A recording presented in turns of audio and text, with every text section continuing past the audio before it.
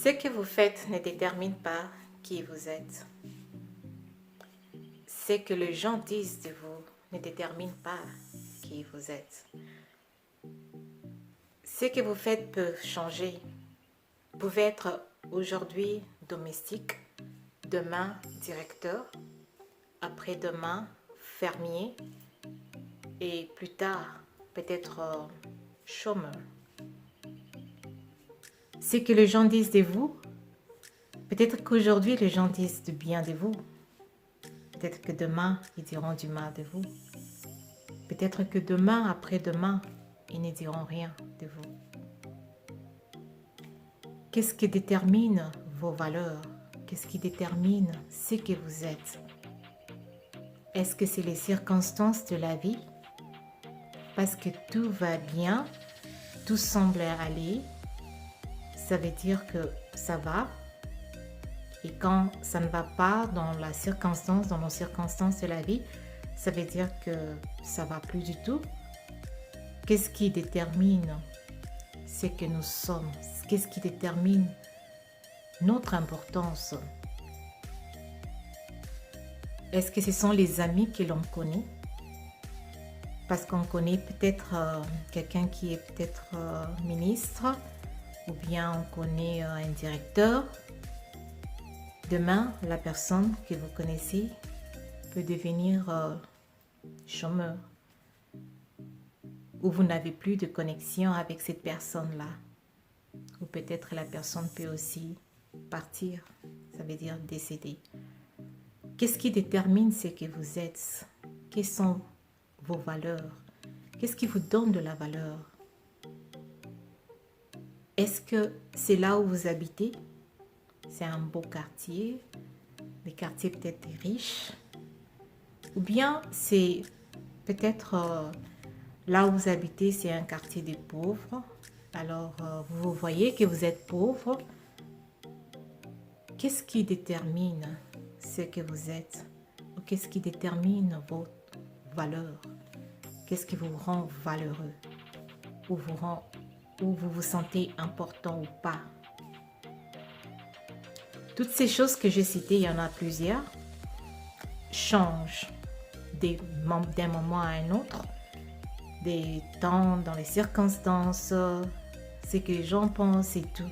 Ça change, ce n'est pas constant, ça change toujours.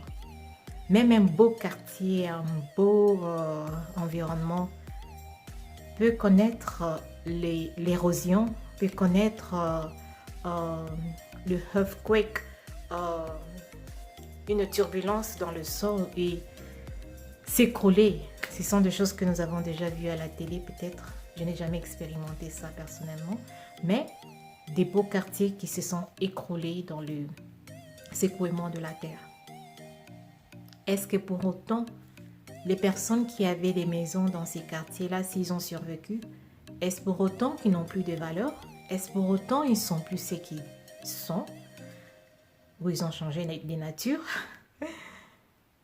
Qu'est-ce qui détermine ce que vous êtes? Qu'est-ce qui vous donne de la valeur? Est-ce que c'est la position que vous occupez?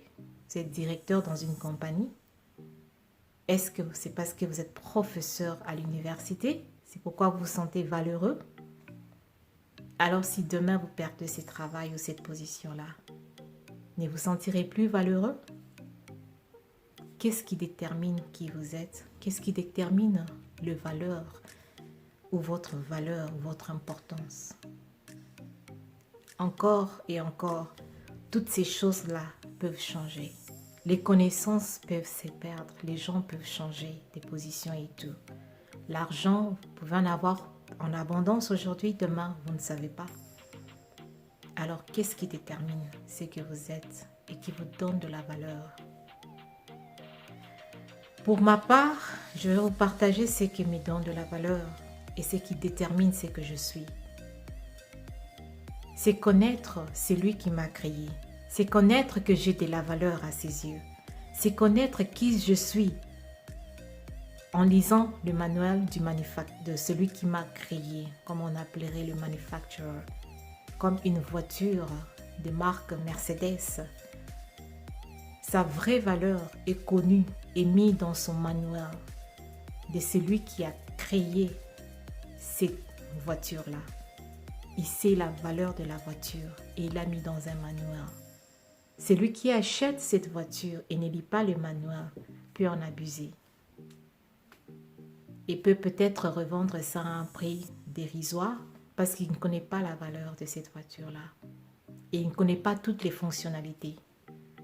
Mais si vous connaissez celui qui vous a créé, il a un manuel dans lequel il a écrit ce que vous valez. Il a écrit ce que vous êtes et ce qui doit vous faire savoir que vous êtes important.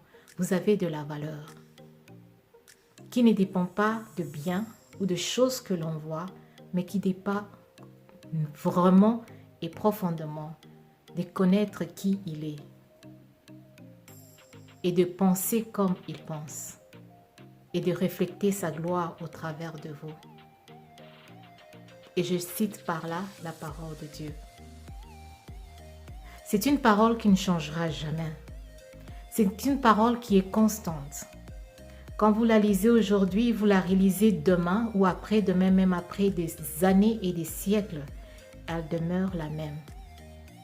Si elle dit que vous êtes précieux à ses yeux, vous avez du prix à ses yeux, vous êtes merveilleusement créé par lui, vous valez beaucoup à ses yeux, même après 5 ans, quand vous retournez dans ces manuels-là, ça dira toujours la même chose, parce qu'il ne change pas.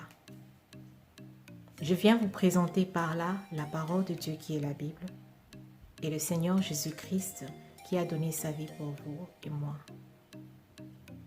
Il nous valorisera toujours et il veut que nous puissions toujours avoir les pensées qui nous valorisent et qui nous donnent de l'importance. Des pensées sachant que nous appartenons à lui. Quels que soient les temps et les circonstances de la vie, nous sommes valeureux. Nous avons de l'importance. Quel que soit ce que les gens pensent de nous, quel que soit ce que les gens disent de nous, nous sommes importants. Nous avons de la valeur. Notre vie est très précieuse. Notre vie a une destinée. Ne la gâchons pas. J'espère que vous avez été édifiés ou vous avez aimé cette petite vidéo. J'espère que ça va aussi bénir d'autres personnes avec qui vous allez le partager. Merci de souscrire et à la prochaine.